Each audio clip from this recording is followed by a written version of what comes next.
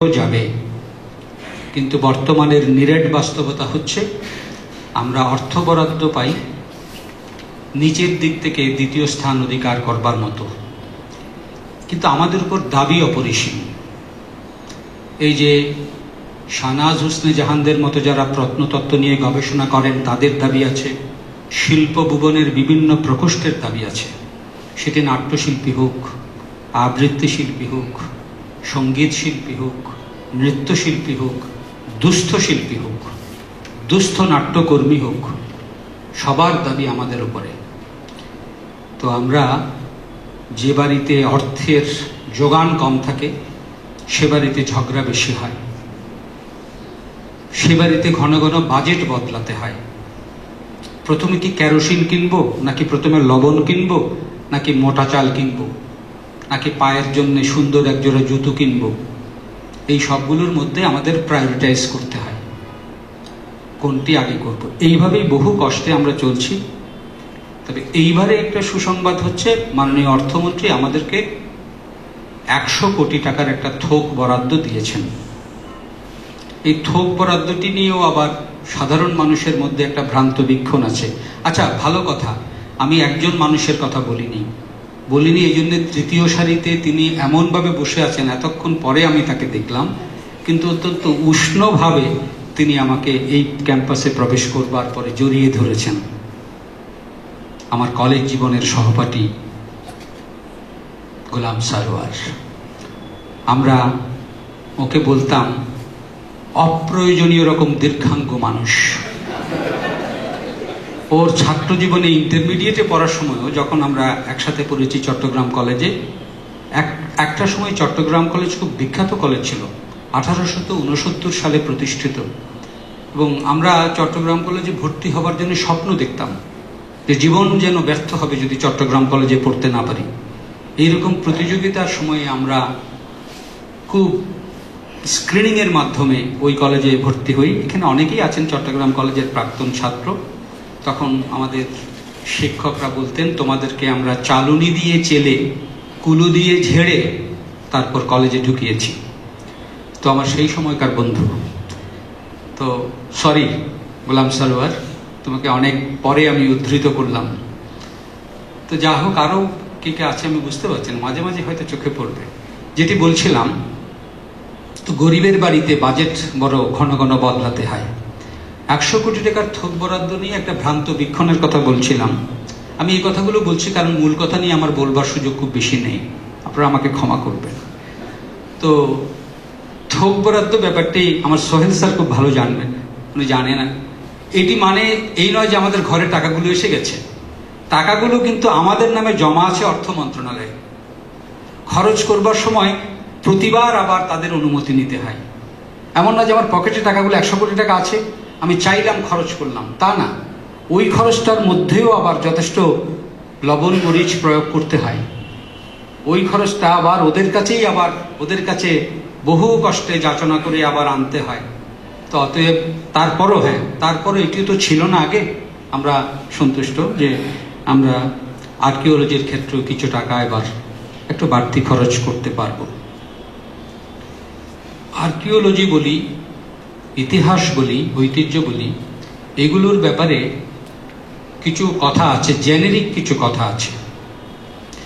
Generic কথাগুলো হচ্ছে এরকম: প্রত্ন আমাদের রত্ন, প্রত্ন সম্পদ যেটা বলি সেইটি হচ্ছে রত্ন, কিন্তু the subject matter is hitherto neglected in our society. This is the naked reality of life. এটি যে আমাদের রত্ন সেটি আমরা ভালো মতো বুঝতে এখনো পারিনি বলেই আমরা মনে করি যে মাটি খুঁড়ে বার করা হবে, উৎখনন করা হবে, ভূমি উন্মোচন করা হবে, তারপর কিছু বেরিয়ে আসবে। এইটি অনেকটা পণ্ডশ্রম মনে করি আমরা। এখন মানুষের শিক্ষার লেভেল বাড়ছে, জ্ঞানের লেভেল বাড়ছে, এবং এই বিষয়টি ক্রমশ অত্যন্ত মন্থর গতিতে আদৃত হচ্ছে। এই সেদিনও এক্সকেভেশন, তার সাথে জড়িত আবার প্রিজার্ভেশন, তার সাথে জড়িত কনজারভেশন। শুধু এক্সকেভেট করলে তো হবে না, সেটাকে রক্ষা করতে হবে, কনজার্ভ করতে হবে, প্রিজার্ভ করতে হবে, আরও একটা শব্দ জড়িত আছে, রেস্টোরেশন। এটাকে অরিজিনাল ভাবে যতটুকু পারা যায় রেস্টোর করতে হবে। এইগুলো প্রত্যেকটা ধাপে ধাপে অসংখ্য অর্থ সংযোগ আছে। আমাদের সরকার, এখন আমরা নিজেদেরকে দরিদ্র সরকার বলি না, আমরা নিজেদেরকে দরিদ্র দেশ বলি না, আমরা বলি উন্নয়নগামী দেশ। ডেভেলপিং কান্ট্রির মধ্যেও আমরা যথেষ্ট এগিয়ে থাকা দেশ ভাবি, এবং আমরা ভাবি যে 2021 সালের মধ্যে আমরা মধ্যম আয়ের একটা দেশে পরিণত হতে পারবো, এবং যেভাবে আমরা এগোচ্ছি তাতে মনে হয় যে সত্যি সত্যি পারবো। তো এই সেদিনও কিন্তু আমরা অতিশয় দরিদ্র দেশ হিসেবে আমাদের যাত্রা শুরু করেছিলাম, এবং তখন এইটি মোটেই একটা আদৃত বিষয় ছিল না। ক্রমশ এইটিতে আমরা মনোযোগ দেবার মতো, বলতে পারেন কেউ কেউ হয়তো বলতে পারেন মনোযোগ দেওয়ার মতো বিলাসিতা, আমরা বিলাসিতা বলি না, আমরা বলি যে মনোযোগ দেওয়ার মতো সক্ষমতা এবং পারঙ্গমতা আমরা অর্জন করেছি বলেই শুধু অর্থ থাকলে হয় না সংসারে। আপনারা জানেন বিত্ত দিয়ে সবকিছু হয় না যদি সাথে চিত্ত না থাকে। বিত্ত এবং চিত্ত যেখানে যুক্ত হয় সেখানে কিছু করা যায়। অনেকে দেখবেন অনেক বিত্তবান, কিন্তু তার চিত্তটি বড় দুর্বল, সেই জন্য তার দ্বারা কিছু করা হয় না। আবার অনেকে দেখবেন চিত্তে বড় সমৃদ্ধ, কিন্তু তার কড়িতে টান আছে, তিনিও কিছু করতে পারেন না। আমাদের ভাগ্য ভালো যে বিত্ত আমাদের যাই থাকুক, আমাদের বর্তমান যে সরকার আমাদের অভিভাবক হিসেবে কাজ করছে, তার চিত্তটি এই প্রত্ন সম্পদের অনুকূলে। এই এক্সকেভেশন, এই কনজারভেশন, এই প্রিজারভেশন, এই রেস্টোরেশন, এগুলো তাদের কাছে সিগনিফিক্যান্ট বিষয়, অর্থশূন্য বিষয় নয়। এবং মুক্তিযুদ্ধের পক্ষের বাতাবরণ এবং কর্মবলয় এইখানে তৈরি হবার পরে এর উপর তদারকিও বেড়ে গেছে। অর্থাৎ আমরা কিভাবে কি কাজ করছি সেইটি বড় মনোযোগের সঙ্গে পরিবীক্ষণ করা হয়, দেখা হয়, বলা হয় এইটি ঠিক হচ্ছে না, এইটি এইভাবে করতে হবে, নাহলে হবে না, নাহলে স্থান বদলাতে হবে, এইরকম কথাও আমাদের শুনতে হয়। তো এই ক্ষেত্রে আজকের বিষয়টি খুবই স্পেসিফিক। এটির একটা টাইটেল আমরা পেয়েছি, ULABs archaeological excavation and research at Bhitargarh. এই সেন্টারটি আছে, আজকে আমি যার কথা বারবার বলছি, কমার্স সেক্রেটারি এক্স, ওরা একটা সংগঠন করেছেন, যেই সংগঠনেও তারা আমাকে একদিন ডেকে কিছু কথা বলবার সুযোগ দিয়েছিলেন। Bhitargarh promotional society, is that so sir? Bhitargarh promotional society, ওর প্রধান ব্যক্তি হচ্ছেন সোহেল আহমেদ চৌধুরী সাহেব। তো সেই থেকেও আমরা ওই দিনই আমরা একটা ভালো ধারণা পেয়েছি, একটা ডিসেমিনেশন অফ কিছু ফ্যাক্টস, ফিগার্স, এবং তখন আমরা বুঝলাম যে সব কাজ সরকারের, এই কথাটি আমরা এখন তেমন করে মানি না।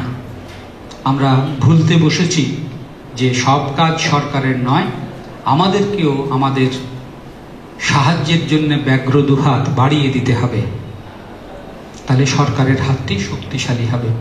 পৃথিবীর যে কোনো উন্নত দেশেই এইটি হয়, সবাই সরকারের মুখাপেক্ষী হয়ে বসে থাকে না।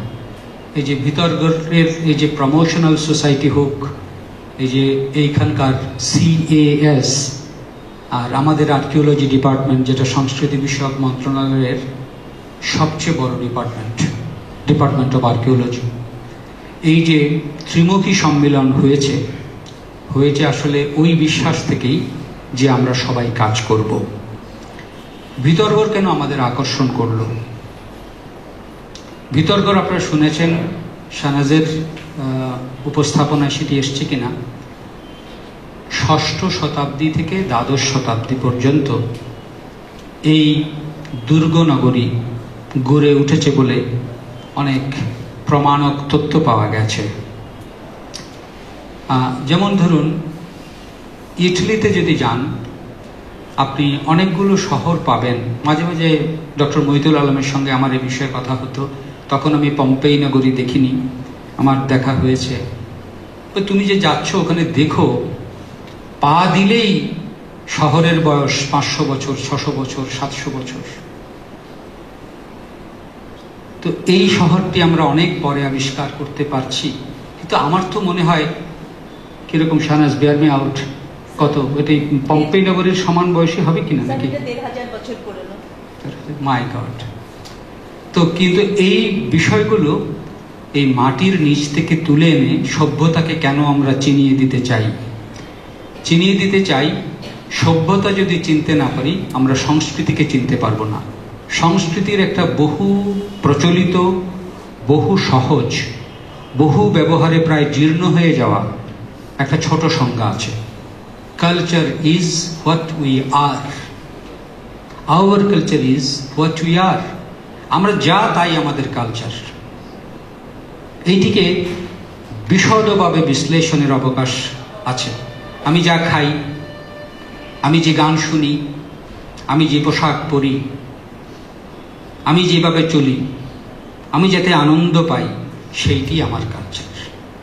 ওইটি আমাকে আলাদা করে ফেলেছে অন্য কালচারের মানুষগুলো থেকে। এই নিজের কালচারটিকে যদি আমি আবিষ্কার করতে চাই, আমরা সবাই মিলে যদি এর প্রতি মনোযোগী হই, তাহলে কিন্তু আমাদের অতীত সন্ধানী হতে হবে।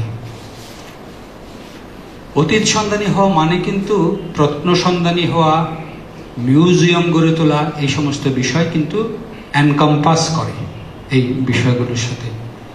একটা বিখ্যাত উক্তি হচ্ছে, শিক্ষিত জাতি, ঐতিহ্য সচেতন জাতি মিউজিয়াম গড়ে তোলে, স্বাস্থ্য সচেতন জাতি জিমনেশিয়াম গড়ে তোলে, এবং চিকিৎসা কামী মানুষ হাসপাতাল দেখতে চায় সমাজে।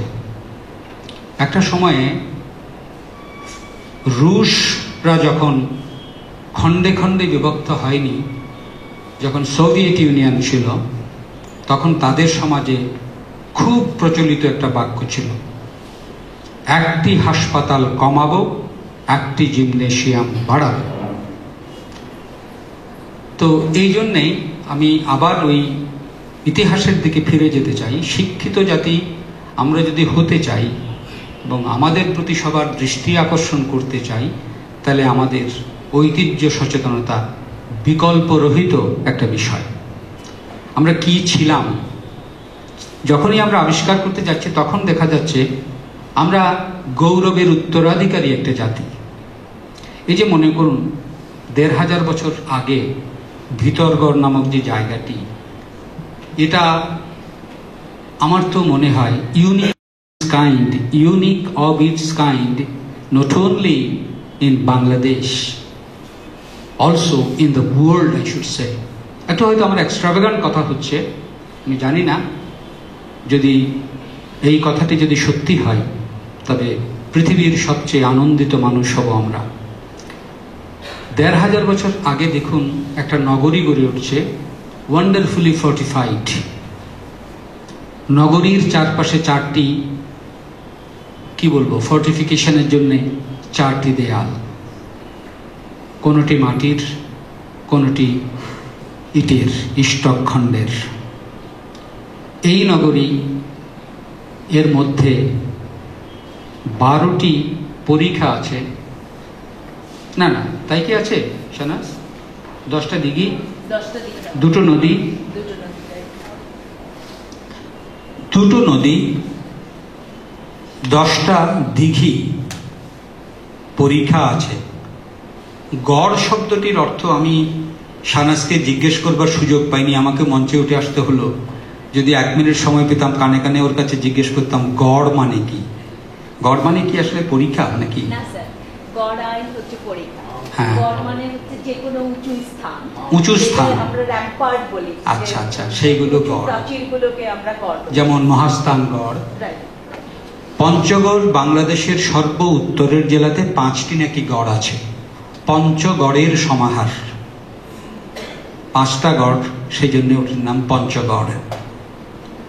যদি আমার ভুল হয়, ইউ গেট মি কারেক্টেড। তো তার মধ্যে এইটি আছে। এর মধ্যে একটা বিপুল সম্ভাবনা আছে এই উৎখনন কাজে। আমার কথাগুলো খুব এলোমেলো হচ্ছে আমি জানি, আপনারা অত্যন্ত মেধাবী শ্রোতা, আপনারা বলা কথা না বলা কথা সব আপনাদের হৃদয় দিয়ে বুঝে নেবেন এবং মালাটা গেঁথে নেবেন। পঞ্চগড়ের এই যে ভিতরগড় জায়গা, আমি একটু আগে বলছিলাম যেটি কেন আমাদের আকর্ষণ করলো। ইতিহাস সন্ধান, ঐতিহ্য সন্ধান তো একটা বিষয় বটেই, তারপরে আরেকটা জিনিস আছে যেটা আজকাল চালু হয়েছে কিন্তু সেদিনও চালু ছিল না, সেটা হচ্ছে কালচারের সাথে ট্যুরিজমের একটা নিবিড় সম্পর্ক আজকাল আবিষ্কৃত হয়েছে। কালচারের সাথে ডিপ্লোমেসির একটা সম্পর্ক আবিষ্কৃত হয়েছে, সেই জন্য টার্মিনোলজি এসছে cultural diplomacy, cultural tourism, culture related tourism. কারণ এইটি যদি আরো ভালোভাবে উৎখনন করা যায়, এইটিকে যদি আমরা বোঝাতে পারি যে এককালে এই ভুবনে এই জায়গা ছিল, তখন দেশ বিদেশের মানুষ এইটি দেখতে আসবে। এর সাথে একটা ইনটেনজিবল বেনিফিট আছে।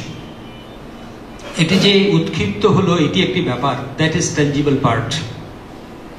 ইনটেনজিবল হচ্ছে এইটিকে নিয়ে, মনে করুন সোজা সাপটা কথায় বলি, এইটিকে নিয়ে নগর জনপদ চারপাশে আস্তে আস্তে গড়ে উঠবে, হোটেল গড়ে উঠবে, কিছু মানুষ ব্যবসায় পাবে, কিছু মানুষের চাকরি হবে, অর্থনীতিটাকে এইটি চাঙ্গা করবে। এইগুলো হচ্ছে ইনটেনজিবল বেনিফিটস। অর্থাৎ আমরা প্রথমে মনে করতাম যে অপচয়, অর্থাৎ অপচয় নয়, আসলে এটা একটা বিনিয়োগ, এক ক্ষেত্রে একটা বিবেচনা, এটা একটা বিনিয়োগ। এই বিনিয়োগ করবার ফলে আমরা একটা সম্ভাবনার দুয়ার উন্মোচন করে দিতে পারি, বাংলাদেশকে বাইরের বিশ্বের কাছে পরিচিত করাতে পারি, বাইরের পর্যটকদের আকর্ষণ করতে পারি, এর মাধ্যমে প্রচুর অর্থ উপার্জনও কিন্তু আমরা করতে পারি। সেইটি এখন আমাদের ভাবনায় ক্রমশ পরিষ্কার হচ্ছে বটে, কিন্তু এখনো ততটা পৃষ্ঠপোষকতা আমরা পাচ্ছি না। এটি আরো পরিষ্কার হবে, আমরা আশাবাদী। আপনারা ধরুন একটা একেবারে ছোট একটা উদাহরণ নিন, বার্লিনের দেয়াল। বার্লিনের দেয়াল ভাঙতে যত খরচ হয়েছে, দেয়ালের টুকরো বিক্রি করে করে জার্মানরা তার বহুগুণ অর্থ সুভেনির অফ ডেমোলিশড বার্লিন ওয়াল তারা করছে। এই যে এটাকে বার করে আনতে যত খরচ হবে, একদিন দেখা যাবে তার শত শত সহস্র সহস্র গুণ অর্থ বাংলাদেশ উপার্জন করতে পারবে। তো এই জন্যেই একটা অন্যতম কারণ এই 25 বর্গ কিলোমিটার ধরে কোনো জায়গা ভূসম্পদের নিচে লুকিয়ে আছে, এইটি প্রথমবার আবিষ্কৃত হলো। 25 kilometre, 5 times bigger than Mahasthangarh.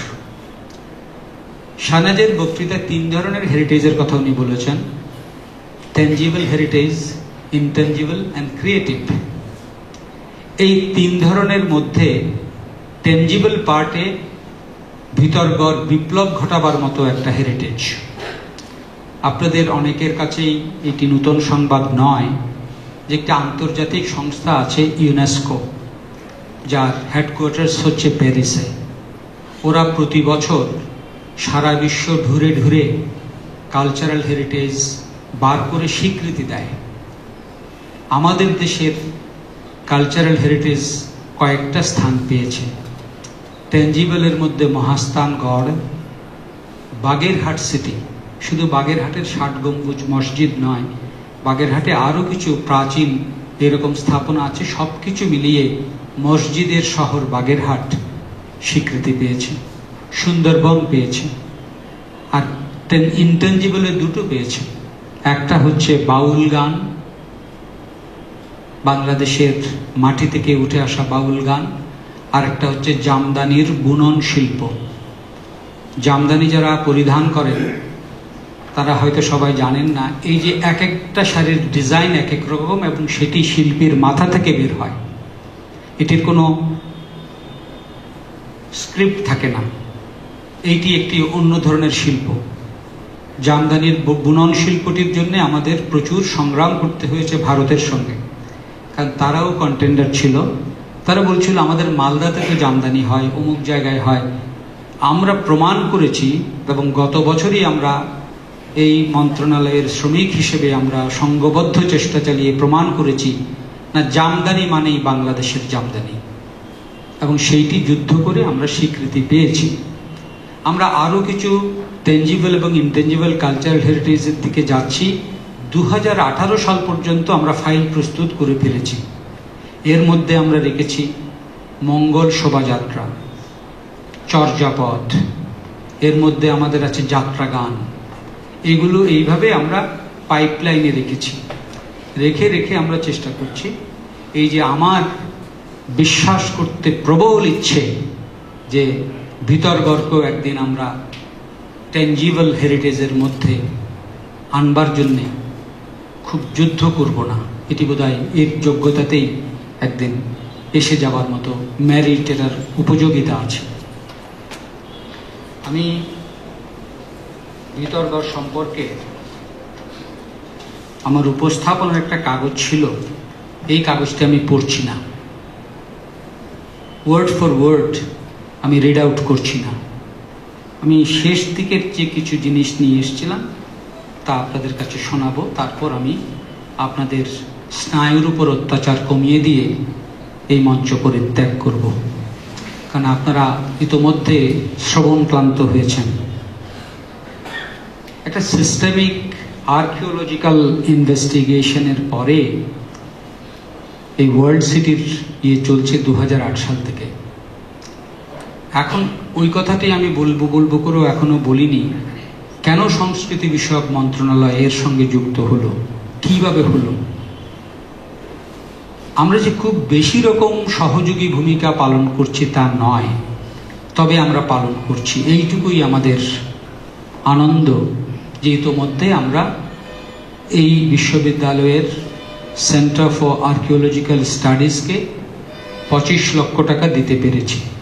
এটি হয়তো খুব বেশি টাকা নয়, কিন্তু আমরা তো আমাদের একটা সহযোগ আপনাদের সঙ্গে রেখেছি। এইটি প্রতীকী হোক। এই 5 বছরে 25 লক্ষ টাকা, ওই তো বললাম গরিবের বাড়িতে টাকা পয়সা খরচ করতে খুব ঝামেলা, সেই অবস্থার মধ্যেও প্রতি বছর আমরা শাহনাজ হোসনে জাহানের ডিপার্টমেন্টকে প্রতি বছর 5 লক্ষ করে বললে খুব কম বলা হয়, আমরা বলি না কেন 500,000, প্রতি বছর 500,000 করে দিচ্ছি, সোজা কথা না কিন্তু। এবং এই 5 বছরে আমরা 25,000 টাকা দিয়েছি, 25,000। স্যার আমরা 5 বছর পাইনি স্যার, 2 বছর পেয়েছেন না। আচ্ছা ঠিক আছে, তাহলেও তো হয়, কত হয়? 100,000, 100,000 কি না, 100,000 তো 1 লক্ষ, 10,000 অর্থাৎ 1,000 টাকা আমরা দিয়েছি। তো এইটি যে এমন যে আমরা আগামীকালই এটি বন্ধ হবে তা নয়, এইটি আমার মনে হচ্ছে well, what should I say, this is the, even if this is the first of many more. আমরা একটা অনিঃশেষ ভ্রমণ রেখায় উঠে গেলাম। আমরা কামনা করব যে আমাদের মন্ত্রণালয় যেন পারে, this assistance or help should be a never ending train. আমরা একটা নেভার এন্ডিং ট্রেনে উঠে গেলাম। এই নেভার এন্ডিং ট্রেনে দাঁড়িয়ে আমরা ওদের সঙ্গে থাকতে চাই, আনন্দের সঙ্গে থাকতে চাই। আমি জানি এইটি কোনো কারণ কিনা আমাকে আজকে ডাকবার। যে ভিতরগড় ওয়ার্ল্ড সিটি, ওয়ার্ল্ড দিয়ে ঘেরা যে সিটি, নিউমেরাস ইউনিক ফিচার আছে, numerous unique features we discovered till date. তার মধ্যে কয়েকটা আমি আপনাদের যারা একাডেমিক ইন্টারেস্ট নিয়ে শুনছেন তাদের জন্য বলতে চাই। Vitargarh is the largest fortified settlement in South Asia, extending over an area of about 25 square kilometers. Number 2, enclosed within 4 concentric quadrangles surrounded by ramparts and moats, Vitargarh was an urban settlement. অত বছর আগে এইটি গ্রামীণ কোনো settlement নয়, urban settlement. এটি কি disturb করছে, শুনতে পাচ্ছেন আপনারা মাইডিয়া?